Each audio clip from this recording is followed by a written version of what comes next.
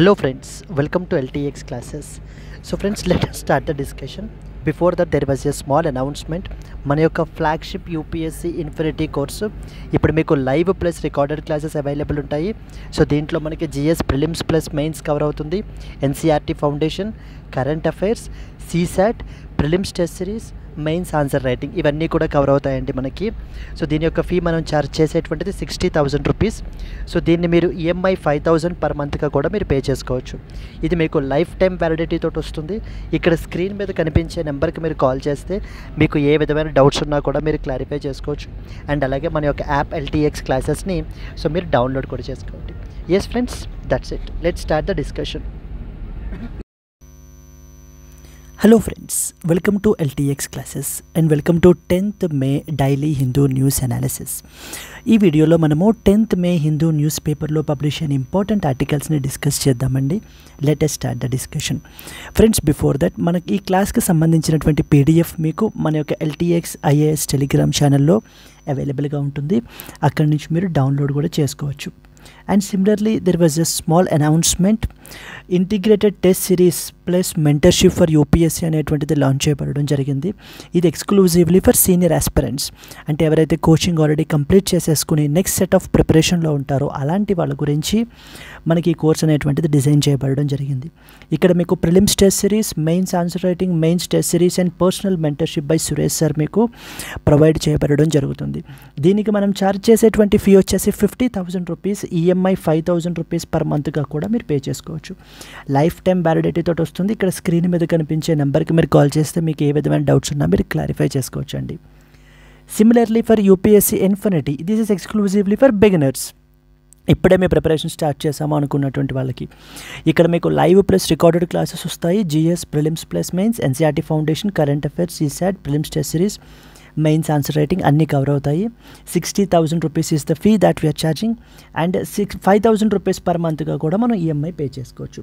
Life time validity తోటి వస్తుంది. ఇక్కడ స్క్రీన్ మీద కనిపించే నెంబర్కి మీరు కాల్ చేయొచ్చండి. Let us start the discussion. Friends, మనకి చాలా ఎడిషన్స్ ఉంటాయి. వాటిల్లో మనం ఏంటంటే Delhi edition of the Hindu newspaper నుంచి ఆర్టికల్స్ని పిక్ చేసుకుని మనమైతే కనుక డిస్కస్ చేస్తున్నాము. First and foremost article, banks ready with anti DDoS to thwart the cyber attacks, finance minister told. First important article మనమైతే కనుక చూస్తాము. Second one, supreme court is being forced to take on many avatars, says the judge of a supreme court. Supreme court గురించి మనం ఇక్కడ మాట్లాడుకుంటాము. Don't panic, enough stock of essentials in the country, says మనకి జోషి, ప్రహ్లాద్ జోషి మనకైతే కనుక మాట్లాడుతూ చెప్తున్నారు. దాని గురించి మనం వెలిసి. Assam chief minister seeks cancellation of remaining Bihu functions. మనకి బిహు సెలబ్రేషన్స్ అనేటువంటి అస్సాంలో జరుగుతున్నాయి. వాటన్నిటినీ కూడా మనకి ఏంటి అని అంటే కనుక క్యాన్సిల్ చేస్తున్నారండి. India abstains from IMF vote to give more funds to Pakistan, flags its poor track record. So రీసెంట్గా IMFకి సంబంధించినటువంటి మీటింగ్ అయితే కనుక జరిగింది. దాని గురించి we will see here. It is time to protect the India's workers from the heat గురించి మనకైతే మాట్లాడతాము. Malappuram in Kerala on high alert after the Nipah virus, Nipah case గురించి మాట్లాడతాము. Uttar Pradesh chief minister unveils 2 initiatives with that of the world bank support తోటి మనకైతే కనుక launch చేయబడడం జరిగింది. 2-day assembly session from the May 13th Delhi assembly గురించి మనం అయితే కనుక ఇక్కడ మాట్లాడుకుంటామండి. So these are the news articles that we will see in the today's Hindu news analysis and followed by the next article that is Chile. రీసెంట్గా మనకైతే న్యూస్లో ఉంది. ఎందుకంటే మనం something called as CEPA, comprehensive economic partnership agreement అనేటువంటిది sign చేయడం గురించి India and Chile అయితే కనుక ముందుకు వెళ్తున్నాయి. దాని గురించి మనం మాట్లాడుకోవాలి. United nations forum on forests, Arnala రీసెంట్గా న్యూస్లో ఉంది. వాట్ ఇట్ ఈజ్ అనేది చూస్తాము. ఇండో పసిఫిక్ లాజిస్టిక్స్ నెట్వర్క్ గురించి మనం మాట్లాడుకుంటాం, which is associated with that of the Quad. Yes, ఇవన్నీ కూడా మనం ఏంటంటే డైలీ లైవ్ కరెంట్ అఫైర్స్ క్లాస్లో మనము డిస్కస్ చేయబడడం జరుగుతుందండి. ఇందాక స్క్రీన్ మీద కనిపించినటువంటి నెంబర్కి మీరు కాల్ చేస్తే కనుక ఎస్ అండి. Let us start with the first important article. మనకి something related to that of banks ready with the anti DDoS to thwart the cyber attacks. So రీసెంట్గా మనకి ఏంటంటే కనుక యూనియన్ ఫైనాన్స్ మినిస్టర్ మొత్తం అన్ని బ్యాంక్స్ యొక్క మనకి ఈ యొక్క హెడ్ చైర్పర్సన్స్ని అండ్ యాజ్ వెల్ యాజ్ అలాగే public sector banks and as well as private sector banks తోటి మీటింగ్ అనేటువంటిది జరిగింది. సో అక్కడ మనకి ఏంటి అని అంటే కనుక మన యొక్క ఫైనాన్షియల్ ప్రిపేర్డ్నెస్ అంటే సైబర్ అటాక్స్కి ఎగెనెస్ట్గా మనము ఎంతలా ప్రిపేర్ అయ్యి ఉన్నాము అనేటువంటి దాని మీద డిస్కషన్ అనేటువంటిది నడిచింది. ఇక్కడ మెయిన్లీ మనకు తెలియాల్సింది ఏంటంటే something related to that of the DDoS గురించి మనకైతే మాట్లాడుతున్నారు. DDoS గురించి మనం తెలుసుకోవాలి. అసలు DDoS అటాక్ అంటే ఏంటి అనేటువంటిది. రెండవది వచ్చేసి మనకి ఏంటంటే there was one important organisation called as CERT-IN అని చెప్పేసి ఉంటుందన్నమాట. కంప్యూటర్ ఎమర్జెన్సీ రెస్పాన్స్ టీమ్ అనేటువంటి దాని గురించి మనం మాట్లాడుకోవాలి. And the third important organisation మనకు వచ్చేసి ఏంటి అని అంటే కనుక క్రిటికల్ ఇన్ఫ్రాస్ట్రక్చర్ని ప్రొటెక్ట్ చేయడం గురించి నేషనల్ క్రిటికల్ ఇన్ఫర్మేషన్ ఇక్కడ రాశారు చూడండి, national critical infrastructure protection centre, that is NCIIPC గురించి. ఈ 3 ఇంపార్టెంట్ థింగ్స్ గురించి మనకైతే మాట్లాడుకోవాలి. ఫస్ట్ అండ్ ఫార్మోస్ట్ ఏంటంటే DDoS అటాక్ గురించి. ఇప్పుడు మనం చూసుకుంటే India and as well as Pakistan మధ్యన మనకి ఏంటి అని అంటే కనుక so the completely relations got strained and మనం ఏంటి అని అంటే కనుక in response to the attack that is carried out by the Pakistan మనము ఆపరేషన్ సింధూర్ అని చెప్పేసి మనం అయితే కనుక లాంచ్ చేసాము. మల్టిపుల్ ఇనిషియేటివ్స్ అనేటువంటివి కూడా మనం తీసుకుంటున్నాం. సో దానికి రివర్స్లో రిటాలియేట్గా పాకిస్తాన్ కూడా మనకి ఏంటి అని అంటే కనుక కొన్ని అటాక్స్ అనేటువంటివి చేస్తుంది. మరి ఈ కాంటెక్స్ట్లో ఈ సైబర్ థ్రెట్స్ అనేటువంటివి కూడా మనకి ఏంటి అంటే చాలా ఎక్కువగా మనకైతే కనుక ఉండొచ్చు. కాబట్టి ఏంటంటే మన యొక్క ఫైనాన్షియల్ ఇన్స్టిట్యూషన్స్ అన్నీ కూడా రెసిలియంట్గా ఉండాలి అంటూ మనకి ఏంటి అని అంటే కనుక డిస్కషన్ అనేటువంటివి చేస్తున్నారు. ఇందులో తెలియాల్సింది ఏంటంటే DDoS అటాక్స్ అనేటువంటివి క్యారీ అవుట్ చేస్తారు. DDoS అటాక్స్ అంటే అర్థం ఏంటంటే distributed denial of service attack అని అర్థం. Distributed denial of service attack ఏం చెప్తుంది? Distributed denial of service attack ఇందులో మనకి ఎవరైతే సైబర్ క్రిమినల్ ఉంటారో ఈ అటాక్ క్యారీ అవుట్ చేసేటువంటి వాళ్ళు ఆ వ్యక్తి మనకి ఏం చేస్తాడు అని అంటే కనుక ఇప్పుడు ఫర్ ఎగ్జాంపుల్ ఒక బ్యాంక్ సర్వర్ ఉందనుకోండి, ఆ యొక్క బ్యాంక్ సర్వర్ని టార్గెట్ చేస్తారు. ఆ యొక్క బ్యాంక్ సర్వర్ని అంటే ఆ వెబ్సైట్ని మనకి టార్గెట్ చేస్తారు. టార్గెట్ చేసి అంటే ఇందులో ఏ డేటా స్టీల్ చేయడము అంటే మనకి దొంగిలించడం అలాంటివి ఏం జరగవు. మెయిన్ ఇక్కడ కాన్సెప్ట్ ఏంటంటే ఇప్పుడు state bank of India server ఉందండి. ఇప్పుడు ఈ state bank of India website so చాలామంది SBI కస్టమర్స్ అందరూ కూడా మనకి యాక్సెస్ చేసుకుంటూ ఉంటారు. ఇక్కడ ఉన్న సైబర్ క్రిమినల్ యొక్క మెయిన్ టార్గెట్ ఏంటంటే ఈ యొక్క SBI వెబ్సైట్ అనేటువంటిది ఎవ్వరికీ అందుబాటులో ఉండకూడదు. అంతలాగా అటాక్ అనేటువంటిది క్యారీ అవుట్ చేస్తారు. ఏ విధంగా అంటే మల్టిపుల్ బాట్స్ ఉంటాయి. ఆ బాట్స్ నుంచి మనకి ఏం చేస్తారు అని అంటే కనుక రిక్వెస్ట్స్ని సెండ్ చేస్తారు. ఎవరికి? ఈ స్టేట్ బ్యాంక్ ఆఫ్ ఇండియా వెబ్సైట్కి as if that is legitimate request కింద. అంటే ఆ యొక్క సర్వర్ మీద ఎంత లోడ్ పడుతుందంటే it will be flooded with that of the requests. ఒక్కసారిగా కొన్ని మనకి ఏంటంటే కనుక ల్యాక్స్ ఆఫ్ రిక్వెస్ట్స్ పంపించేయడం జరుగుతుంది. అలా పంపించేయడం వల్ల సర్వర్ అనేటువంటిది క్రాష్ అయిపోయి ఆ వెబ్సైట్ అనేటువంటిది మనకి డౌన్ అయిపోతుంది. వీఆర్ డెనియల్ ఆఫ్ సర్వీస్ అంటే ఆ సర్వీస్ అనేటువంటిది ఎవరికి అవైలబుల్గా ఉండకుండా చేసేటువంటి attack, that is what is DDoS attack అనమాట. ఇప్పుడు ఆ DDoS అటాక్ని మనకి ఏంటి అంటే అటాక్స్ని ఇది చేయడం గురించి కౌంటర్ చేయడం గురించి మన దగ్గర యాంటీ DDoS సిస్టమ్ అయితే కనుక ఉంది అంటూ బ్యాంక్స్ మనకైతే కనుక చెప్పడం జరుగుతుందండి. అండ్ అలాగనే ఇక్కడ మనకి ఏంటంటే కనుక బ్యాంక్స్ అందరినీ కూడా మీరు ఎప్పటికప్పుడు ఈ CERT-IN తోటి మీరేంటి అంటే కొలాబరేట్ అవ్వండి, RBI తోటి కొలాబరేట్ అవ్వండి. ఏదైనా ఒక్క చిన్న సైబర్ ఇన్సిడెంట్ వచ్చినా కూడా ఇమీడియట్గా వాళ్ళకి మీరు అప్డేట్ అనేటువంటిది ఇవ్వండి, ఆ ఇన్సిడెంట్ డీటెయిల్స్ అన్నీ కూడా రిపోర్ట్ చేయండి అని చెప్పేసి మనకి ఏంటంటే డైరెక్షన్స్ అనేవి ఇష్యూ చేయబడడం జరిగిందండి. So we will see some important points. Let's start. So the banks ready with anti-DDoS to thwart the cyber attacks, Finance Minister told. Due to the rising security concerns amid the border tensions with Pakistan, Finance Minister chaired a meeting to review the cyber security preparedness of the financial institutions. So financial institutions yokka ante nothing but banks. So banks yokka veeti yokka manaki enti ante kanaka vaati yokka financial preparedness ela undi. Cyber security preparedness ఎలా ఉంది అనేటువంటిది ఒకసారి review చేయడం అనేటువంటిది meeting యొక్క ఉద్దేశం అనమాట. It is chaired by finance minister Nirmala Sitharaman and different MDs and CEOs of public sector banks, private sector banks, insurance firms. Next వచ్చేసి అఫీషియల్స్ ఫ్రమ్ డిఎఫ్ఎస్ అంటే department of financial services, RBI, CERT-In, national payments corporation of India, insurance regulatory and development authority of India. వీళ్ళందరూ కూడా మనకి ఏంటి అని అంటే కనుక participate చేశారండి ఈ యొక్క మీటింగ్లో మనకైతే కనుక. దెన్ అన్ని బ్యాంక్స్కి కూడా ఇన్స్ట్రక్షన్స్ వెళ్ళాయి అనమాట. ఏమని, మీరు ఎప్పటికప్పుడు ఆర్బీఐ తోటి, సెర్టిన్ తోటి కోఆర్డినేట్ అవ్వండి అండ్ అలాగనే క్విక్ రెస్పాన్స్ అనేటువంటిది చేయండి in the case of cyber attack. ఏదైనా ఫైనాన్షియల్ ఇన్స్టిట్యూషన్కి సంబంధించినటువంటి వెబ్సైట్ మీద ఏదైనా సైబర్ అటాక్ అనేటువంటిది జరిగితే ఇమీడియట్గా రిపోర్ట్ చేయండి అంటూ మనకి చెప్పడం జరిగింది. చెప్తూ ఇంకొక డైరెక్షన్ కూడా ఇష్యూ చేశారు. ఏమనంటే ప్రతి బ్యాంకు కూడా వాళ్ళ యొక్క హెడ్ క్వార్టర్ లెవెల్లో 2 ఇంపార్టెంట్ అఫీషియల్స్ని మనకి ఏంటంటే అపాయింట్ చేయాలి.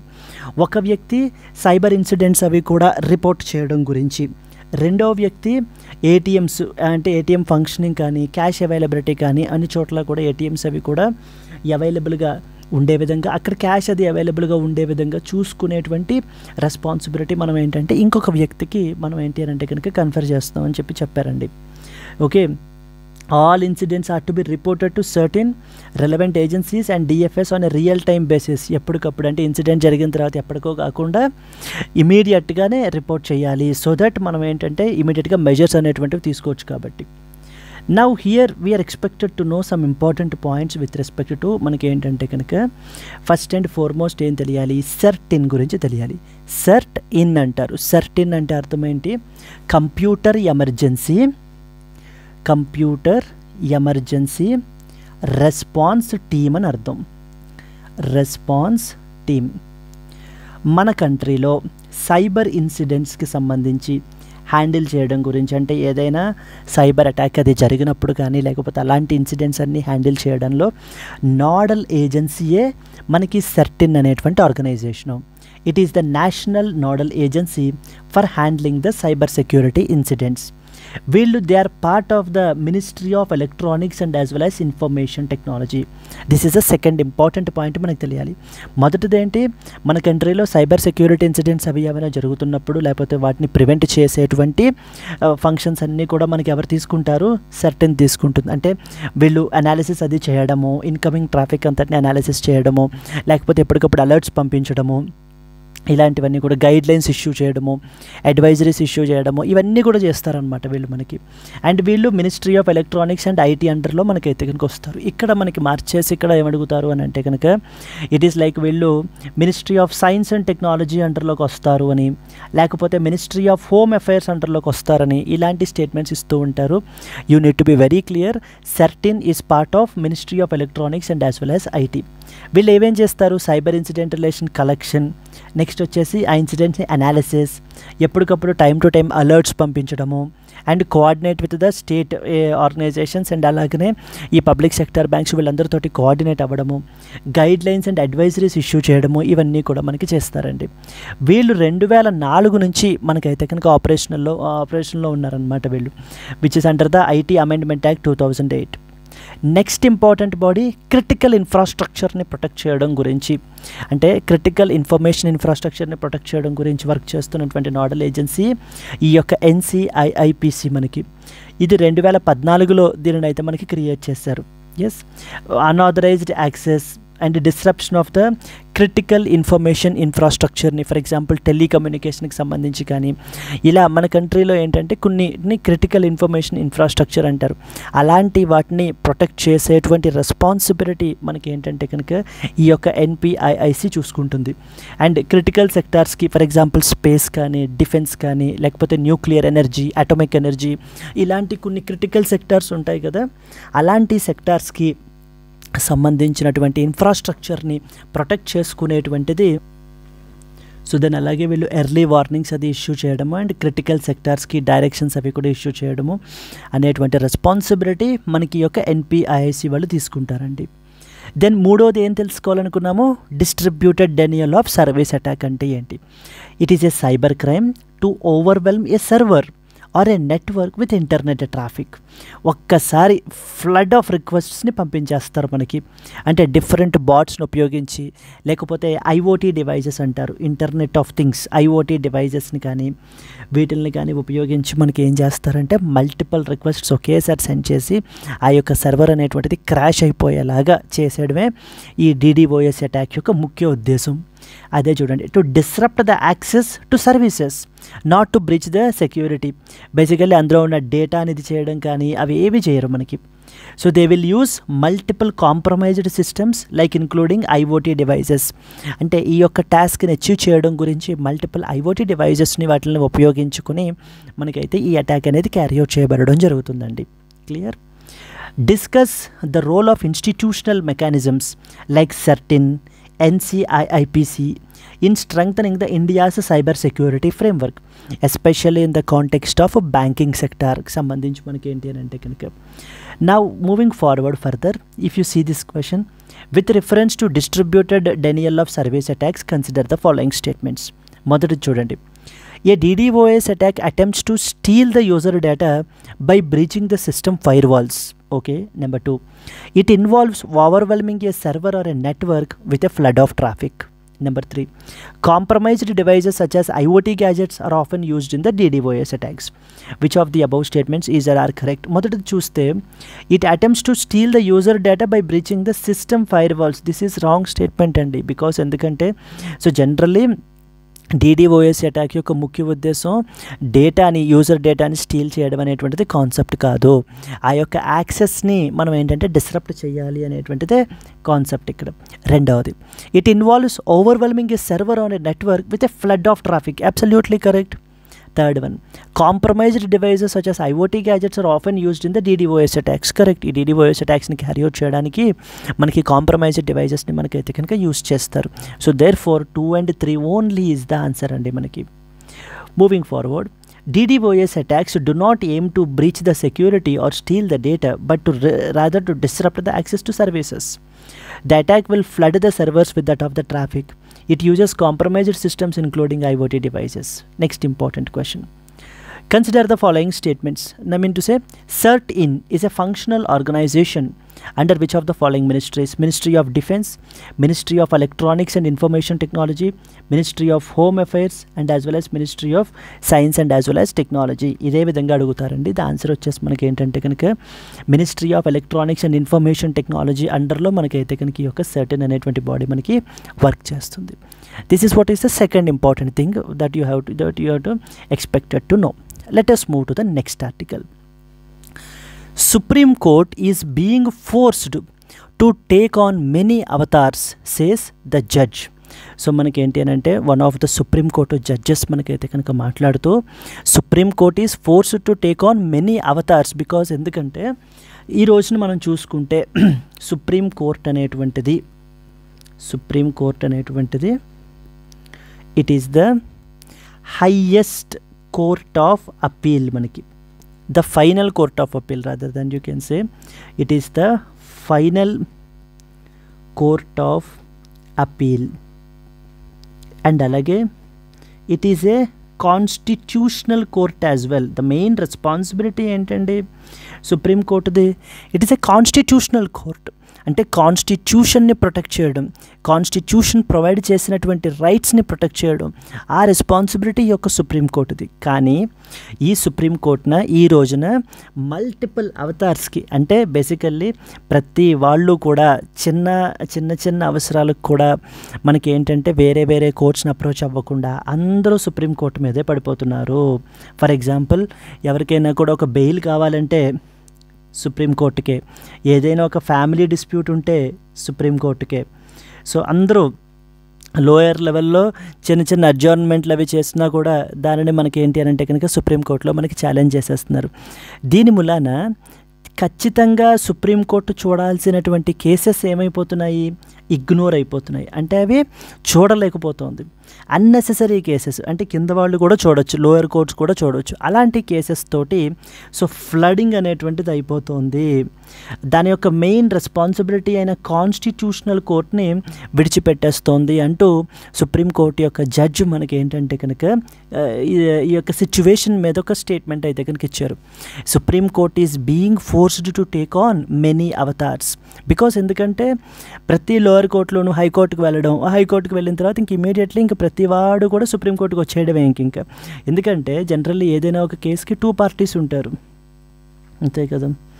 ఈ 2 పార్టీస్లో ఏదర్ ఏ బి అయితే ఏకి ఫేవర్గా వస్తుంది జడ్జిమెంట్, లేదా బీకి ఫేవర్గా వస్తుంది. ఇంకా ఓడిపోయిన వ్యక్తి ఏంటంటే నేను ఇక్కడ కాదు, నేను ఇంకా పైకి వెళ్ళి సుప్రీంకోర్టుకి వెళ్ళి తేల్చుకుంటానని చెప్పేసి మళ్ళీ సుప్రీంకోర్టుకి వెళ్ళటం వలన కేసులు అనేటువంటివి పెండింగ్ అయిపోతున్నాయి విపరీతంగా అంటూ మనకి చెప్పడం జరుగుతుందండి.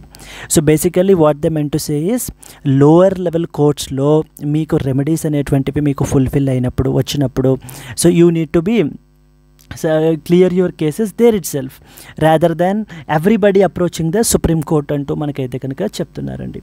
సుప్రీం కోర్ట్ అనేటువంటిది మనకి ఏంటంటే it is the protector of fundamental rights as well, protector of fundamental rights as well under article number 32 of the Constitution. Under article number 32 of the Constitution, one can approach Supreme Court to restore their fundamental right. వాళ్ళ యొక్క fundamental right violate అయితే కనుక so దానిని approach అవ్వడం గురించి, దానిని restore చేసుకోవడం గురించి మనకేంటి అని అంటే కనుక సుప్రీంకోర్టుని అప్రోచ్ అవ్వచ్చండి. ఫర్ ఎగ్జాంపుల్ ఎవరైనా ఒక వ్యక్తిని పోలీసులు ఇల్లీగల్గా డిటైన్ చేశారనుకోండి, సో దెన్ వాళ్ళ యొక్క ఆర్టికల్ నెంబర్ 21 వాళ్ళ పర్సనల్ లిబర్టీ అనేటువంటిది కర్టైల్ చేశారు అని చెప్పేసి మనకి ఏంటంటే సుప్రీంకోర్టులో కేసు వేస్తారు.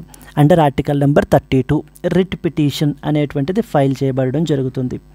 అలా రిట్ పిటిషన్ ఫైల్ చేసిన తరువాతన supreme court will ask that particular will issue the writ issue చేస్తారనమాట. ఇష్యూ ద రిట్ అనేటువంటిది అంటే మీకు ఇక్కడ ఒక పాయింట్ తెలియాల్సింది ఏంటంటే సుప్రీంకోర్టుకి రిట్ జ్యూరిస్డిక్షన్ అనేటువంటిది ఉంటుంది. అంటే హైకోర్ట్స్కి కూడా ఉంటుంది, మనకి ఆ పాయింట్ కూడా తెలియాలి. సుప్రీంకోర్టుకి రిట్ జ్యూరిస్డిక్షన్ అనేటువంటిది ఉంటుంది, దాని ద్వారా డిఫరెంట్ రిట్స్ అనేది ఇష్యూ చేస్తారు. ఫర్ ఎగ్జాంపుల్ హబియస్ కార్పస్ అంటారు, హబియస్ కార్పస్. లేకపోతే మనకి ఏంటంటే mandamus. Then we have quo warranto అంటూ ఉంటారండి. అంటే ఇక్కడ హబియస్ కార్పస్ అంటే అర్థం ఏంటంటే మనకి టు బ్రింగ్ ద బాడీ అని అర్థం.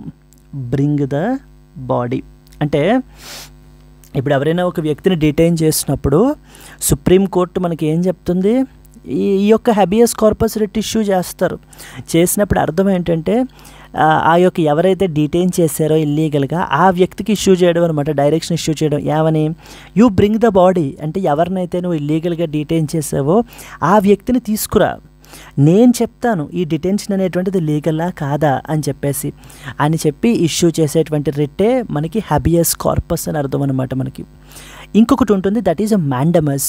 మ్యాండమస్ అంటే ఎవరైనా ఒక పబ్లిక్ అథారిటీ వాళ్ళు చేయాల్సినటువంటి డ్యూటీ చెయ్యకుండా మనకి నిరాకరిస్తున్నప్పుడు అలాంటప్పుడు కూడా సుప్రీంకోర్టు ఈ రిట్ ఇష్యూ చేస్తుందండి. That is known as mandamus. అంటే మ్యాండమస్ అంటే do your duty. Basically it is asking the Supreme Court is asking that particular public authority to do your duty. మీ డ్యూటీ ఏంటి అనేటువంటిది ఆ డ్యూటీ చెయ్యండి అని చెప్పి ఇష్యూ చేసేటువంటి రిట్టే మ్యాండమస్ ఇష్యూ చేస్తారు. దెన్ నెక్స్ట్ వన్ వచ్చేసి కువో వారెంటో అంటే అర్థం ఏంటి, బై వాట్ అథారిటీ మీరు by what authority you have issued this, by what authority you are exercising this power, by what authority you are there in this particular place. సో మీరు ఏంటి అని అంటే కనుక ఈ యొక్క పొజిషన్ని మీరు ఏ అథారిటీ తోటి ఇది చేశారు అంటూ అడగడాన్ని, క్వశ్చన్ చేయడాన్ని కువో వారెంటో అంటూ మనకైతే కనుక ఇష్యూ చేస్తారండి. Quo warranto, mandamus and as well as habeas corpus. ఇలాంటి రిట్స్ని ఇష్యూ చేసి సుప్రీంకోర్టు ఏం చేస్తుందంటే ఎవరిదైతే ఫండమెంటల్ రైట్ వైలేట్ అయ్యిందో వాటిని రీస్టోర్ చేస్తుంది. ఇవన్నీ కూడా దేని అండర్లోకి వస్తాయి, రిట్ జ్యూరిస్డిక్షన్ అండర్లోకి మనకైతే కనుక వస్తాయి. ఇక్కడ ఇంకొక పాయింట్ తెలియాల్సింది ఏంటి, సుప్రీంకోర్టుకే కాదు హైకోర్ట్స్కి కూడా రిట్ జ్యూరిస్డిక్షన్ అనేటువంటిది ఉంటుంది. సుప్రీంకోర్టుకే కాదు హైకోర్ట్స్కి కూడా రిట్ జ్యూరిస్డిక్షన్ అనేటువంటిది ఉంటుంది. అంటే కానీ ఇక్కడ అంటే అంటే హైకోర్ట్స్ కూడా ఈ రిట్స్ ఇష్యూ చేయొచ్చు. కానీ ఇక్కడ ఒక పాయింట్ చూసుకోండి ఏంటంటే writ jurisdiction of high court is wider than that of writ jurisdiction of Supreme Court. చాలా చాలా చాలా ఇంపార్టెంట్ పాయింట్ అండి మీకు. రిట్ జ్యూరిస్డిక్షన్ ఆఫ్ హైకోర్టుకి వైడ్ పవర్ ఉంటుంది than that of the supreme court. Writ jurisdiction of supreme court కంటే కూడా writ jurisdiction of హైకోర్టుకి ఎక్కువ వైడర్ పవర్ అయితే కనుక ఉంటుంది. ఎందుకంటే సుప్రీం కోర్ట్ అనేటువంటిది ఫండమెంటల్ రైట్స్ వైలేట్ అయినప్పుడు మాత్రమే ఈ యొక్క రిట్స్ని ఇష్యూ చేయగలదు. సుప్రీం కోర్ట్ అనేది ఫండమెంటల్ రైట్స్ వైలేట్ అయినప్పుడు మాత్రమే ఈ రిట్స్ని ఇష్యూ చేయగలదు. హైకోర్ట్స్ మాత్రం అలా కాదు, ఫండమెంటల్ రైట్స్తో పాటుగా అదర్ లీగల్ రైట్స్ వైలేట్ అయినప్పుడు కూడా మనకి రిట్స్ అనేటువంటిది ఇష్యూ చేయగలదు. అందుకనే అంటారు the writ jurisdiction of high court is wider than that of the supreme court అని చెప్పేసి మనకైతే కనుక చెప్తారు. ఈ పాయింట్ మనం చాలా జాగ్రత్తగా గుర్తుపెట్టుకోవాలి. క్లియర్ అండి. ఫైనల్గా చెప్పొచ్చేది ఏంటంటున్నారు వీళ్ళు, మేము మా మెయిన్ రెస్పాన్సిబిలిటీ ఏంటి, వీఆర్ ఏ కాన్స్టిట్యూషనల్ కోర్ట్, కాన్స్టిట్యూషన్ని ప్రొటెక్ట్ చేయాల్సిన మా యొక్క మెయిన్ రెస్పాన్సిబిలిటీ. ఇప్పుడు అది వదిలేసి మా మీద ఈ కేసులన్నీ తీసుకొచ్చి మా ముందు పెట్టడం మూలాన మెయిన్ చేయాల్సినటువంటి యాక్టివిటీస్ అనేటువంటివి మేము చేయలేకపోతున్నాము. మేము వీఆర్ టేకింగ్ డిఫరెంట్ అవతార్స్. అంటే మేము ఇది ఫ్యామిలీ డిస్ప్యూట్లు సెటిల్ చేస్తున్నప్పుడు మేము ఒక ఫ్యామిలీ కోర్టుగాను, లేకపోతే ఎవరికైనా బెయిల్ ఇష్యూ చేయాలన్నప్పుడు బెయిల్ కోర్టుగాను, ఈ విధంగా సుప్రీంకోర్టు అనేటువంటిది మారిపోయింది అని చెప్పేసి మనకైతే కనుక చెప్పడం జరుగుతుంది. Clear. Moving forward, Supreme Court judge remarked that Apex Court is being overwhelmed with cases of all different kinds, diverting from its core constitutional value, తన యొక్క కోర్ కాన్స్టిట్యూషనల్ రోల్ నుంచి డైవర్ట్ అయిపోయి వేరే కేసులన్నీ చూడాల్సినటువంటి పరిస్థితి అయితే కనుక వచ్చింది. Supreme court is acting like multiple courts. Like for example family కోర్టుగా యాక్ట్ చేస్తుంది, ఫ్యామిలీ డిస్ప్యూట్లు సెటిల్ చేయడం, డైవర్స్ రిలేటెడ్ ప్రొసీడింగ్స్ చూడడం, ఓకే, ఇవన్నీ కూడా మనకి ఫర్ ఎగ్జాంపుల్ 498A కేసులు చూడడం. దెన్ నెక్స్ట్ వచ్చేసి మనకి ఏంటంటే బెయిల్ కోర్టుగా మనకైతే కనుక మారిపోయింది, యాంటిసిపేటరీ బెయిల్స్ అవి ఇష్యూ చేయడం, ఇవన్నీ కూడాను. Litigants are appealing to the apex court even for a trivial matters. చిన్న విషయాలకు కూడా మనకి ఏంటంటే సుప్రీంకోర్టుని అప్రోచ్ అయిపోతున్నారు. Observe that cases truly which are needing supreme court attention are often ignored. ఏ కేసెస్లో అయితే కనుక జెన్యూన్గా సుప్రీంకోర్టు యొక్క అటెన్షన్ అనేటువంటిది కావాలో, లేకపోతే సుప్రీంకోర్టు అనేటువంటి దాని మీద డెసిషన్ అనేటువంటిది తీసుకోవాలో, అలాంటి కేసులన్నీ మనకి ఏమైపోతున్నాయంటే ఇగ్నోర్ అయిపోతున్నాయి. ఈ కేసులు అనేటువంటివి ఎక్కువైపోతున్నాయి. The court is flooded with petitions challenging every stage or the order of the lower courts. So cases which are sent back to high courts are often returned to that of the Supreme Court. So జనరల్గా ఏదైనా supreme కోర్టుకు వచ్చినప్పుడు మీరు వెళ్ళి హైకోర్టుకి వెళ్ళి ముందు తెలుసుకోండి అని చెప్పి వాళ్ళని మళ్ళీ హైకోర్టుకి పంపిస్తే మళ్ళీ ఎయిదర్ ఆఫ్ ద పార్టీ ఒకళ్ళే కదా విన్ అవుతారు, ఇంకొకళ్ళు మళ్ళీ ఓడిపోతారు కదా. ఆ ఓడిపోయిన పార్టీ మళ్ళీ సుప్రీంకోర్టుకు వచ్చేసి ఇది ఇప్పుడు మీరు తేల్చండి అని చెప్పేసి సుప్రీంకోర్టు దగ్గరికి వచ్చేసడం జరుగుతుందండి. ఈవెన్ మైనర్ ప్రొసీజరల్ ఇష్యూస్ కూడా మనకి ఏంటంటే కనుక సుప్రీంకోర్టులో పిటిషన్స్ అనేటువంటివి ఫైల్ చేసేస్తున్నారు. This huge volume of cases have diluted the supreme court's purpose as a constitutional కోర్టుగా తన యొక్క పర్పస్ మనకి ఏంటి అని అంటే కనుక ఇది అయిపోయింది. And we are dealing with routine matters rather than that of the mandated constitutional responsibilities అని చెప్పేసి సుప్రీం కోర్ట్ అయితే కనుక మనకి ఈ యొక్క క్రిటిసిజం అనేటువంటిది చేస్తుంది. The Supreme Court's role as a constitutional court is being diluted because of due to routine appeals. Critically examine this statement and suggest some reforms. ఏ ఒక రిఫార్మ్స్ని సజెస్ట్ చేయమని చెప్పేసి మనకి ఏంటి అని అంటే కనుక ఈ యొక్క క్వశ్చన్ మనల్ని డిమాండ్ చేస్తుందండి. This is what is the next important article that you are expected to know about. Moving on to that of the third one. Don't panic, enough stock of essentials are there in the country, says Joshi. ఈ tensed సిచ్యువేషన్లో between the India and Pakistan tensed ఎన్విరాన్మెంట్లో so చాలామంది మనకి ఏంటి అని అంటే కనుక food గ్రెయిన్స్ని లేకపోతే వీటిలన్నిటిని కూడా కంగారు పడి స్టాక్స్లో చాలా తక్కువ స్టాక్స్ ఉన్నాయేమో అనేటువంటి ఎసెన్షియల్స్ షార్టేజ్ అనేటువంటిది ఉందేమో అని చెప్పేసి ప్యానిక్ అయిపోతున్నారు ప్రజలందరూ కూడా. కాబట్టి దయచేసి ఎవ్వరూ ప్యానిక్ అవ్వకండి. మొత్తము అన్ని ఎసెన్షియల్ ఎలిమెంట్స్ ఐటమ్స్ అన్నీ కూడా మన దగ్గర కావాల్సిన దానికంటే ఎక్కువ స్టోరేజ్లోనే మనకైతే కనుక ఉన్నాయి. ఫర్ ఎగ్జాంపుల్ అది మీరు రైస్ తీసుకున్నా లేకపోతే మీరు షుగర్ తీసుకున్నా లేకపోతే ఆయిల్ పెట్రోలియం ఇవి డీజిల్ తీసుకున్నా ఏం తీసుకున్నా కూడా అన్నీ బియాండ్ ప్రస్తుతానికి మనకు కావాల్సిన దానికంటే ఎక్కువగానే ఉన్నాయి. మీరేమీ వరి అవ్వాల్సినటువంటి అవసరం ఏమీ లేదు. డోంట్ రష్ అని చెప్పేసి మన యొక్క consumer affairs minister Prahlad Joshi మనకి ఏంటి అని అంటే కనుక చెప్పడం జరుగుతుంది. ఇక్కడనే ఒక ఇంపార్టెంట్ యాక్ట్ ఉంటుందండి, something called as essential commodities act అని చెప్పేసి. ఆ యాక్ట్ గురించి మనం స్టడీ చేయాలి ఇక్కడ, ఎసెన్షియల్ కమోడిటీస్ యాక్ట్ అని చెప్పేసి. Now let us read some important points here. Amid the rising tensions with Pakistan, the Union Food and Consumer Affairs Minister clarified that there is no shortage of essential commodities, countering the panic buying and misinformation. Social మీడియాలోను వాటిల్లోనూ కూడా ఈ యొక్క misinformation spread చేస్తున్నారు. Like there is a huge shortage కాబట్టి అందరూ ముందే కొనిపెట్టుకోండి అంటూ ఇలాంటి మిస్ఇన్ఫర్మేషన్ అనేది స్ప్రెడ్ చేస్తున్నారు.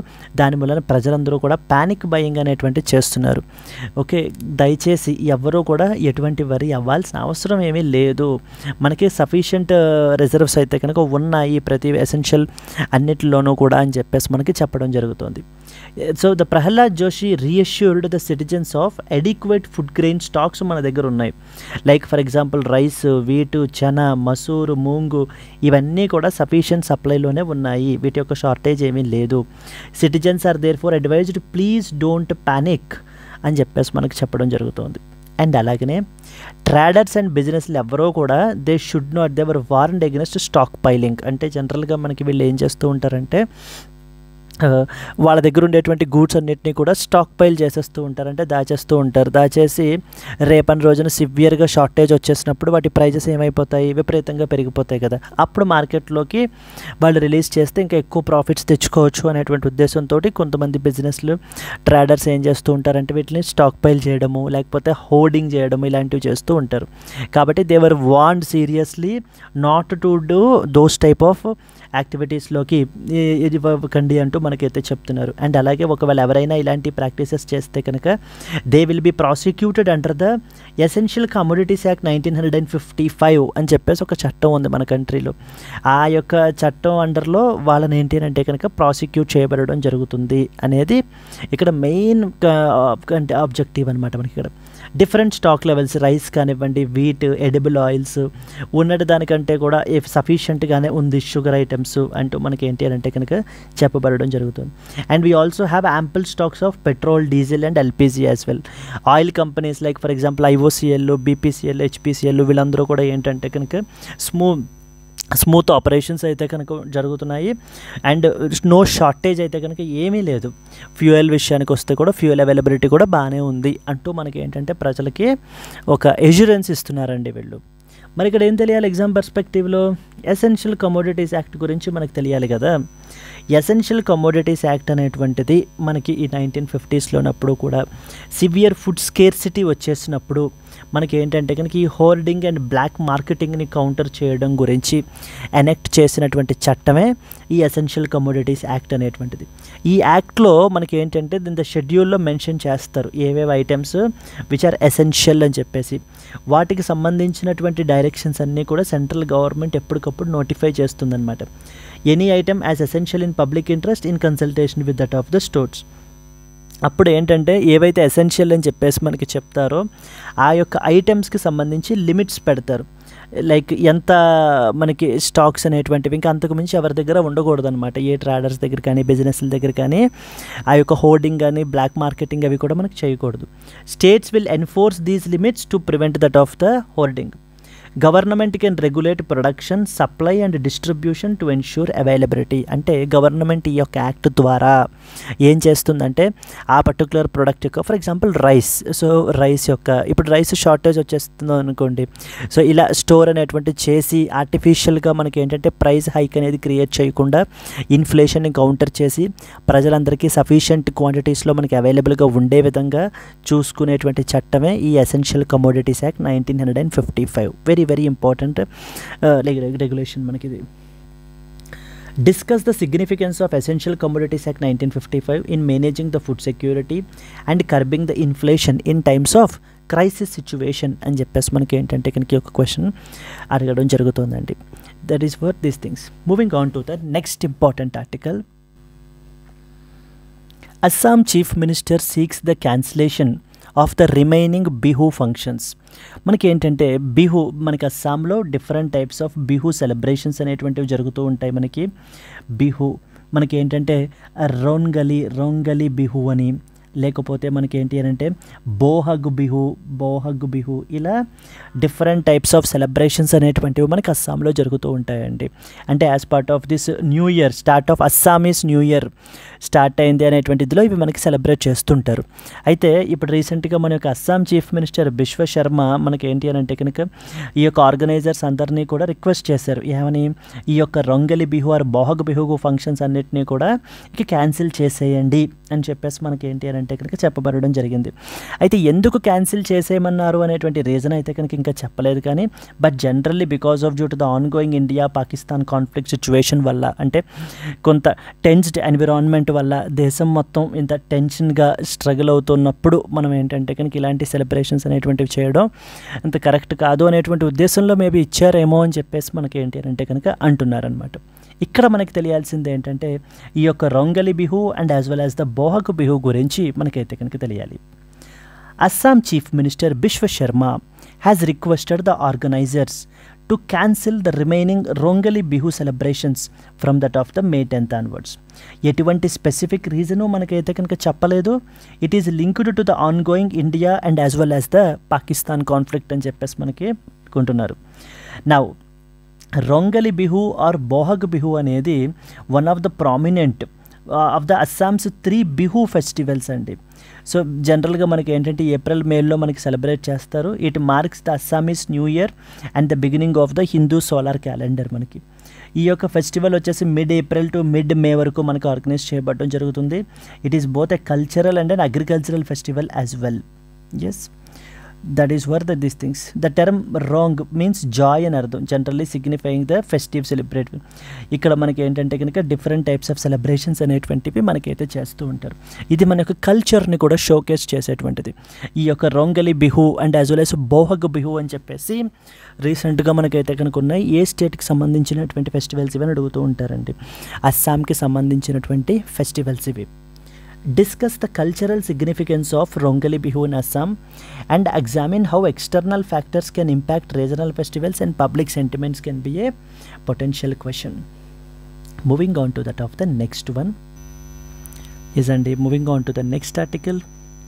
India abstains from IMF vote to give more funds to Pakistan. Flags its poor track record అంటూ మనకి ఏంటి అంటే కనుక పబ్లిష్ అయింది.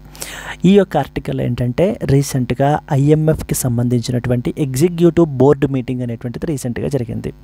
As part of this particular meeting, ఈ యొక్క మీటింగ్ యొక్క ఆబ్జెక్టివ్ ఏంటంటే పాకిస్తాన్కి ఇప్పుడు మనకి ఏంటి అంటే కనుక ఒక లోన్ అనేటువంటి దాని మీద డిస్కషన్ అనేటువంటిది జరుగుతోందండి. ఏంటంటే ఎంత లోన్ అనేది చూడండి. The executive board of IMF met on Friday to vote on disbursing around $1 billion out of a total $7 billion extended fund facility to Pakistan and extend a further $1.3 billion as a resilience and sustainability facility. ఇక్కడ ఈ రెండు important things చాలా important మనకి. So ఈ IMF అంటే international monetary fund అనేటువంటి body ఉంది మనకి. ఈ యొక్క బాడీ మనకి ఏం చేస్తుంది అని అంటే కనుక లోన్స్ అనేటువంటివి ప్రొవైడ్ చేస్తారు, ఫైనాన్షియల్ అసిస్టెన్స్ అనేటువంటిది ఇస్తారు. And as part of this మనకి ఏంటి అని అంటే కనుక సో ఈ ఫైనాన్షియల్ అసిస్టెన్స్ అనేటువంటిది మనకి ప్రొవైడ్ చేస్తుందన్నమాట. డిఫరెంట్ టైప్స్ ఆఫ్ ఫెసిలిటీస్ మనకైతే కనుక ఉంటాయి. For example we have extended fund facility అంటారు. Extended fund facility and as well as resilience and sustainability facility. ఇలాగే ఇస్తారండి స్ట్రైట్ అవే మనకి ఏంటంటే extended fund facility, resilience, sustainable facility are often seen recently in the news. So they are the financing facilities associated with which international organisation అని చెప్పేసి మనకు అడుగుతుంటారు. That is IMF is the answer మనకి. ఓకేనా.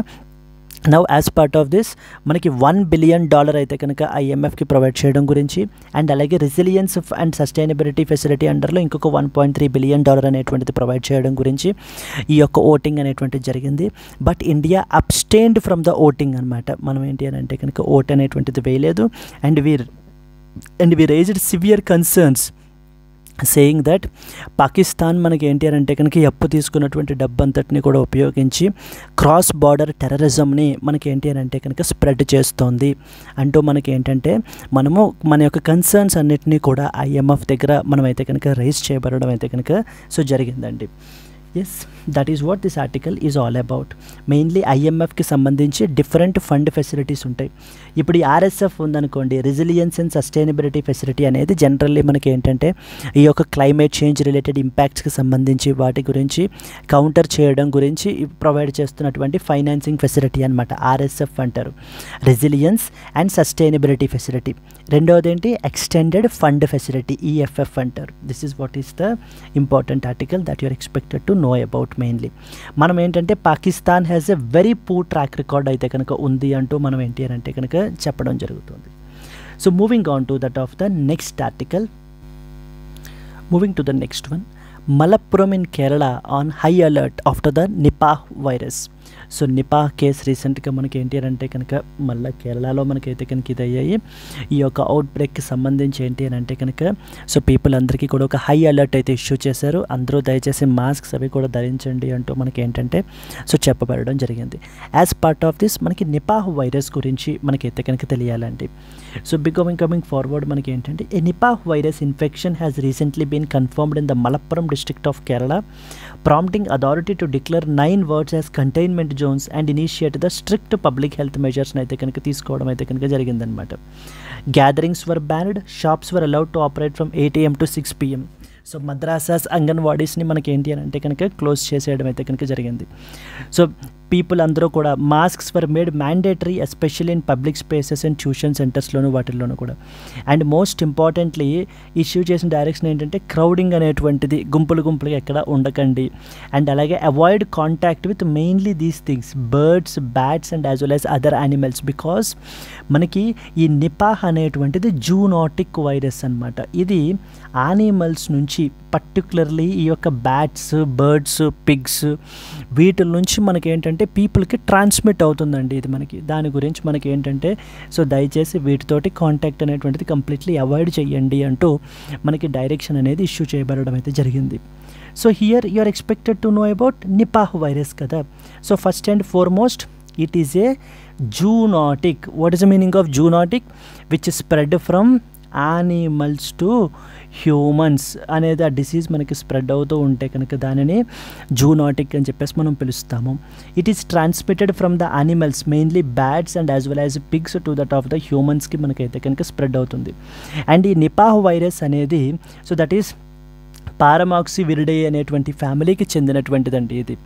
And ఇది mainly it can also spread via contaminated food ద్వారా అంటే bats కానీ లేకపోతే పిగ్స్ కానీ సో ద్వారా మన లేకపోతే ఆల్రెడీ నిపాహ్ వైరస్ ఇన్ఫెక్ట్ అయినటువంటి పర్సన్ ద్వారా మనకి ఏంటి అంటే ఇన్ఫెక్ట్ అయితే కంటామినేట్ అయితే కనుక అలాంటి ఫుడ్ ద్వారా కూడా మనకి స్ప్రెడ్ అవుతుంది. పర్సన్ టు పర్సన్ కాంటాక్ట్ ద్వారా కూడా మనకైతే కనుక స్ప్రెడ్ అవుతుంది.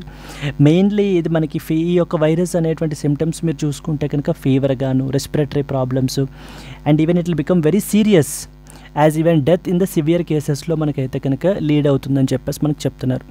ప్రస్తుతానికి మనకి ఏంటంటే ప్రాపర్ వ్యాక్సిన్ అయితే కనుక కరెంట్లీ నాట్ అవైలబుల్ అండి. ఒరిజినల్లీ మనకి వే బ్యాక్ 1999లో మనకి మలేషియాలో మనకైతే కనుక ఈ యొక్క అవుట్ బ్రేక్ అనేటువంటిది వచ్చింది. మన కంట్రీలో కూడా 2001లో అంటే సిలిగురిలో, వెస్ట్ బెంగాల్లో ఉంది సిలిగురి కారిడార్, సిలిగురి దగ్గర మనకైతే కనుక వచ్చింది. ఇంకా ఆ తర్వాత మనకి సౌత్ ఇండియన్ స్టేట్స్ లైక్ కేరళలో కూడా మనకి ఏంటి అని అంటే కనుక ఇది స్ప్రెడ్ అవ్వడం అయితే జరిగింది. సో జనరల్లీ మనకి ఏంటంటే కనుక ఈ యొక్క పబ్లిక్ హెల్త్కి సంబంధించి ఈ డిసీజెస్కి సంబంధించి మనం ఏంటి అని అంటే కనుక తెలుసుకోవాలి. examine the public health challenges which are posed by zoonotic diseases such as Nipah virus and suggest some measures to prevent the future outbreaks. So చాలా ఇంపార్టెంట్ ఉంటాయండి మనకి చండీపుర వైరస్ అని, లేకపోతే నిపాహ్ వైరస్ అని, నెక్స్ట్ వచ్చేసి ఎంపాక్స్ వైరస్ ఒకటి, then next వచ్చేసి మనకి ఏంటంటే కనుక we have brain eating amoeba అని చెప్పేసి ఉంటుంది మనకి. ఇవి స్విమ్మింగ్ పూల్స్లోనే అక్కడ మనకి ఏంటంటే కనుక ఎఫెక్ట్ చేస్తుంటుంది. బ్రెయిన్ ఈటింగ్ అమీబా అంటారు దాన్ని. సో నగ్లేరియా ఫౌలేరియా అంటారు దాన్ని బ్రెయిన్ ఈటింగ్ అమీబా అంటారు. అది కూడా మనకి ఏంటంటే కనుక సో మనము స్విమ్మింగ్ పూల్స్లోనే అక్కడ వెళ్ళినప్పుడు ఈ యొక్క అమీబా మనకి ఏంటి అంటే కనుక అటాక్ చేస్తుంది. So these are the important things that you're expected to know. Because హెల్త్కి సంబంధించి కానీ లేకపోతే ఎడ్యుకేషన్కి సంబంధించి ఇలా కొన్ని ఇంపార్టెంట్, నెక్స్ట్ మార్జినలైజ్డ్ కమ్యూనిటీస్కి సంబంధించినటువంటి ఇష్యూస్, లేకపోతే ఎంపవర్మెంట్ గురించి, ఇవన్నీ కూడా మనకి వెరీ వెరీ ఇంపార్టెంట్ టాపిక్స్ అనమాట. మనం ఖచ్చితంగా కవర్ చేయాల్సినటువంటి టాపిక్స్ ఇవి. Clear? Let us move on to that of the next one. Uttar Pradesh chief minister unveils 2 initiatives with the support of World Bank. Yes, so రీసెంట్గా వరల్డ్ బ్యాంక్ యొక్క president Ajay Banga and as well as the Uttar Pradesh chief minister Yogi Adityanath రీసెంట్గా మనకి meet అవ్వడం జరిగింది. Meet అయ్యి world Bank యొక్క సహాయంతో మనకి 2 ఇంపార్టెంట్ ఇనిషియేటివ్స్ని మనకైతే కనుక ఉత్తరప్రదేశ్లో లాంచ్ చేశారండి. మొదటిది ఏంటంటే యూపీ అగ్రీస్ ప్రాజెక్ట్ అని, రెండవది ఏంటంటే ఏఐ ప్రజ్ఞ అని చెప్పేసి 2 ప్రాజెక్ట్స్. సో ఈ యొక్క ప్రాజెక్ట్స్ మనం చూసుకుంటే కనుక మెయిన్లీ ఫర్ ఎగ్జాంపుల్ ఈ యొక్క యూపీ అగ్రీస్ అనే ప్రాజెక్ట్ యొక్క మెయిన్ ఆబ్జెక్టివ్ ఏంటంటే కనుక to revolutionise the agriculture in 28 districts of Bundelkhand and Purvanchal regions. అంటే అగ్రికల్చర్ని రెవల్యూషనైజ్ చేయడం గురించి, మోడర్న్ ప్రాక్టీసెస్ని వాటిని కూడా ఇంప్లిమెంట్ చేయడం గురించి మనకి ఏంటంటే ఈ యూపీ అగ్రీస్ అనే ప్రాజెక్టు. రెండవది ఏఐ ప్రజ్ఞ అనేటువంటిది ఏంటంటే to build the robust artificial intelligence talent base by training around 10 lakh youth across the state. Mainly ఇప్పుడు మీరు చూస్తే ఆర్టిఫిషియల్ ఇంటెలిజెన్స్ యొక్క బూమ్ అయితే కనుక మనకు ఉంది. ఏఐ డెవలప్మెంట్ అనేది చాలా ఫాస్ట్ పేస్లో మనకైతే కనుక మూవ్ అవుతుంది. డిఫరెంట్ సెక్టార్స్ని కూడా మనకి ఏంటంటే ఇంపాక్ట్ చేస్తుంది. ఫర్ ఎగ్జాంపుల్ అది ఎడ్యుకేషన్ సెక్టార్ కానీ, లేకపోతే మనకి ఏంటంటే కనుక హెల్త్ సెక్టార్ కానీ, డిఫరెంట్ సెక్టార్స్ ఉన్నాయి. కానీ ప్రాపర్ టాలెంట్ బేస్ అనేటువంటిది తక్కువగా ఉంది, అంటే స్కిల్ షార్టేజ్ అనేది తక్కువగా ఉంది. కాబట్టి ఈ యొక్క టాలెంట్ బేస్ని స్ట్రెంగ్తన్ చేయడం గురించి ఫర్దర్గా అండ్ ఉత్తరప్రదేశ్లో 10 lakh యూత్ని మనకి ఏంటంటే ఆర్టిఫిషియల్ ఇంటెలిజెన్స్ రిలేటెడ్ స్కిల్స్లో మనకి ఏంటి అంటే ట్రైనింగ్ అనేది ఇవ్వడం గురించి ఈ యొక్క ఏఐ ప్రజ్ఞ ఇనిషియేటివ్ పేరు వచ్చేసి ఏఐ ప్రజ్ఞ.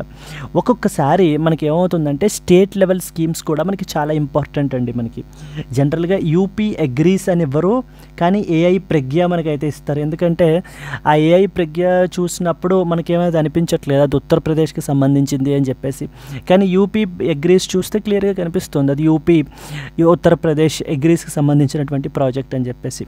సో యూపీ అగ్రీస్ అనేటువంటిది దేనికి సంబంధించి అగ్రికల్చర్ని మోడర్నైజ్ చేయడం గురించి, అగ్రికల్చర్ని రెవల్యూషనైజ్ చేయడం గురించి తీసుకొచ్చినటువంటిది. ఏఐ ప్రజ్ఞ దేనికి సంబంధించింది అరౌండ్ 10 lakh యూత్ని మనకి ఏంటంటే ట్రైనింగ్ అనేది ప్రొవైడ్ చేయాలి, వాళ్ళలో ఆర్టిఫిషియల్ ఇంటెలిజెన్స్ రిలేటెడ్ స్కిల్స్ అనేటువంటిది బిల్డ్ చేయాలి అనేటువంటిది దీని యొక్క గోల్ అండి.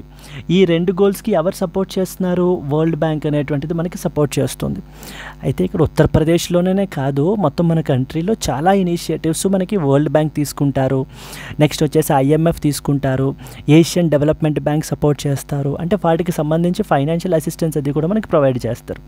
ఇప్పుడు ఈ ఆర్టికల్లో ఈ 2 మనకి ఇంపార్టెంట్, ప్రిలిమ్స్లో మనకైతే కనుక ఉపయోగించవచ్చు, AI Pragya and as well as మనకి ఏంటి అంటే కనుక యూపీ అగ్రీస్ ప్రాజెక్ట్ గురించి. So if you read forward, Uttar Pradesh Chief Minister Yogi Adityanath launched 2 new initiatives, that is UP Agrees project and as well as AI Pragya project, with assistance from that of the World Bank during a meeting with the World Bank President Ajay Banga. So UP Agrees అనే project దేనికి సంబంధించింది? Agricultural ఇన్నోవేషన్కి సంబంధించింది. Mainly ఇది Bundelkhand and as well as Purvanchal రీజియన్స్ని మనకైతే కనుక target చేస్తుంది. ఎయిమ్ ఏంటి? To transform the agriculture using the modern practices and అలాగనే ఇంప్రూవ్ ద ప్రొడక్టివిటీ. రెండవది ఏంటి? ఏఐ ప్రజ్ఞ. ఇది దేనికి సంబంధించింది? ఆర్టిఫిషియల్ ఇంటెలిజెన్స్ అంటే స్కిల్ డెవలప్మెంట్కి సంబంధించి. ఎంతమందిని ట్రైన్ చేద్దాం అనుకుంటున్నారు? అరౌండ్ 10 lakh యూత్ని అక్రాస్ ఉత్తరప్రదేశ్ అండ్ ఆర్టిఫిషియల్ ఇంటెలిజెన్స్లో మనకి ట్రైన్ చేస్తున్నారు. ఎందుకని? To have a robust AI talent base అనేటువంటి దానిని క్రియేట్ చేయడం గురించి. క్లియర్ అండి? These programmes align with the Uttar Pradesh broader goal of becoming a $1 trillion economy. UP యొక్క టార్గెట్ మనకి ఏంటంటే కనుక to become a $1 trillion economy అనేటువంటిది అవ్వాలి అనేటువంటిది ఆ యొక్క గోల్కి ఖచ్చితంగా ఇవి ఆ యొక్క గోల్ని ఫుల్ఫిల్ చేయడంలో ఉపయోగిస్తాయి అంటూ మనకి చెప్తున్నారు. World Bank is playing a key partnership role in financing and supporting this particular vision. So ఇక్కడ ఏం తెలియాలి? Discuss the role of international institutions like World Bank in supporting the India's state level developmental initiatives with reference to recent examples. Now first and prelims question చూద్దాం. With reference to the AI Pragya initiative recently launched in Uttar Pradesh, consider the following statements. ఇక్కడ maybe డైరెక్ట్గా మనకి అడిగేయచ్చు, లేదా ఏ స్టేట్లో మనకి launch చేశారని అడగచ్చు, ఇలా ఎలాగైనా కూడా మనకి అడగచ్చు అండి. It aims to promote artificial intelligence research in IITs. The initiative intends to train youth in AI skills around the state, across the state. It is being supported by that of the World Bank. So AI Pragya అనేటువంటిది ఉత్తరప్రదేశ్లో world bank support చేస్తున్న ఇనిషియేటివే కదా. Third statement కరెక్టే. రెండవది, the initiative intends to train youth in AI skills across the state, correct statement. మొదటిది, it aims to promote AI research in IITs, not exclusively research in IITs. It's not confined only to that, but it basically aims to train the youth in the మనకి around 10 lakh యూత్ని training అనేటువంటిది provide చేయాలి అనేది main objective. ఇక్కడ 2 and 3 only is the answer అండి. మనకి 2 and 3 only. Yes, the AI Pragya is not just about research in IITs, it's about building a robust AI talent base across UP. It aims to train around 10 lakh youth in AI skills. It is launched with support from that of the world Bank. Clear? Moving on to the next important article. 2-day assembly session from the May 13th అని చెప్పేసి మనకైతే article publish అయింది. ఇదేంటంటే రీసెంట్గా ఢిల్లీలో మనకి ఏంటంటే కనుక ఒక ఇంపార్టెంట్ బిల్ని మనకైతే కనుక పాస్ చేద్దాం అనుకుంటున్నారండి. సో ఆ బిల్ వచ్చేసి ఏంటి? Delhi school education transparency in fixation and regulation of fees bill 2025. ఎందుకనంటే రీసెంట్గా సో చాలామంది పేరెంట్స్ కంప్లైంట్స్ అయితే రైజ్ చేస్తున్నారట. ఎందుకని? ఢిల్లీలో ఉండేటువంటి స్కూల్స్ చాలా విపరీతంగా ఫీజులు అనేటువంటిది పేరెంట్స్ని ఎక్స్ప్లాయిట్ చేసేస్తున్నారు. సో చాలా ఆర్బిట్రరీగా ఫీజులు అనేటువంటివి పెంచేస్తున్నారు. ఇన్ఫ్యాక్ట్ అది ఢిల్లీ ఒక్కటే కాదండి, ఈవెన్ ఎంటైర్ కంట్రీలో కూడా సిచ్యువేషన్ అయితే కనుక అలాగనే మనకైతే కనుక ఉంది. రోజు రోజుకి స్కూల్ ఎడ్యుకేషన్ అనేటువంటిదే మనకి ఏంటి అంటే కనుక ఒక ఎక్స్పెన్సివ్ ఇదిగా మనకైతే మారిపోతుంది. మరి ఆ కాంటెక్స్ట్లో మనకి ఏంటంటే కనుక రీసెంట్గా ఒక ఇంపార్టెంట్ బిల్ని ఢిల్లీ లెజిస్లేటివ్ అసెంబ్లీలో టేబుల్ చేసి పాస్ చేయాలని చెప్పేసి మనకి ఏంటి అంటే కనుక ఢిల్లీ గవర్నమెంట్ అయితే అనుకుంటోంది. ఆ బిల్ పేరే Delhi school education transparency in fixation and regulation of fees bill 2025. అంటే ఈ యొక్క ప్రైవేట్ స్కూల్ ఫీజుని రెగ్యులేట్ చేయడం గురించి మనకి ఏంటంటే కనుక 3 ఇంపార్టెంట్ ఇన్స్టిట్యూషనల్ మెకానిజం, అంటే స్కూల్ లెవెల్లోనూ నెక్స్ట్ వచ్చేసి మనకి ఏంటంటే హయ్యర్ లెవెల్స్లోనూ కొన్ని కమిటీస్ని ఎస్టాబ్లిష్ చేయడం గురించి మనకి ఏంటి అంటే కనుక ఈ బిల్ అనేటువంటి తీసుకుని వచ్చారు. సో బేసికలీ సో దట్ ఆర్బిట్రరీగా ఏ స్కూలు కూడా ఫీజులు అనేటువంటిది ఇష్టం వచ్చినట్టు పెంచకూడదు అనేటువంటి ఉద్దేశంతో ఒకవేళ ఎవరైనా ఈ యొక్క రూల్స్ని అతిక్రమిస్తే అలాంటి వాళ్ళ మీద ఈవెన్ 10 lakh వరకు ఫైన్ కూడా మనకి ఇంపోజ్ చేయబడడం అయితే కనుక జరుగుతుందండి. So that is what this bill is all about. ఇందాక ఉత్తరప్రదేశ్లో మనకి ఏంటంటే కనుక ఏఐ ప్రజ్ఞ కానివ్వండి, లేకపోతే మనకి ఏంటంటే యూపీ అగ్రీస్ ప్రాజెక్ట్ కానివ్వండి, అండ్ నెక్స్ట్ వచ్చేసి ఇక్కడ ఢిల్లీలో ఉన్నటువంటి ఈ బిల్ కానివ్వండి, ఇలా ఒక్కొక్కసారి స్టేట్ లెవెల్లో స్టేట్స్ తీసుకుంటున్నటువంటి ఇనిషియేటివ్స్ కూడా మనం చూసుకుంటూ ఉండాలి. బికాస్ ఎందుకంటే that can be a role model అనమాట. మిగతా స్టేట్స్ కూడా ఆ పద్ధతిని ఫాలో అవ్వడం గురించి ఇన్స్పిరేషన్గా తీసుకుని ఇది చేయడానికి కూడా మనకి ఏంటి అంటే కనుక ఉపయోగపడుతుంది. So this is what is the next important article that you are expected to know about. Moving on to the next one. Yes, and coming to the today's question, AI Pragya is often seen recently in the news. It is associated with A. Kerala, B. Uttar Pradesh, C. Karnataka, and as well as D. Tamil Nadu. If you know the answer, please comment your answer. And alage, if you have liked the video, please do like it and share it to your friends as well. And so thank you so much. Let's meet again in the next Hindu news analysis. Until then, happy learning. All the best. Bye bye, Andy.